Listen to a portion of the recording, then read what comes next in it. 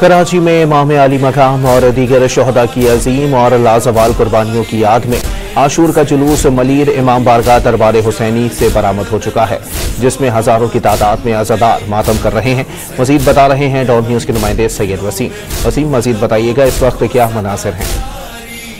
जी बिल्कुल इमाम बारगाह दरबार हुसैनी से आशूर का मरकजी जुलूस जो बरामद हुआ है, उसमें बड़ी तादाद है अज़ादारों की, जो कि नवासे रसूल हज़रत इमाम हुसैन अलैहिस्सलाम और शहदाए करबला को याद करते हुए हाथों में अलम पाक थामे, शबीए ताबूत थामे और जुलझुले के साथ जो है वो ये जुलूस अपने मुकर्रर रास्तों पर रवा दवा है। यहाँ पर जगह जगह मुख्तलिफ जो कैंप्स हैं वो भी लगाए गए हैं, जिसमें सबील इमाम हुसैन अलैहिस्सलाम भी मौजूद है, जहाँ से अज़ादारों को सैराब किया जा रहा है। क्योंकि खबज़दा थोड़ा सा मौसम है, इसमें थोड़ी देर के बाद जो अज़ादार हैं उनको प्यास की शिद्दत जो है वो सामने आती है उनके, तो उनको सबीलों के ऊपर जो कि निशानी है नवासे रसूल जिनकी याद में ये आज आशूर का जुलूस बरामद होता है।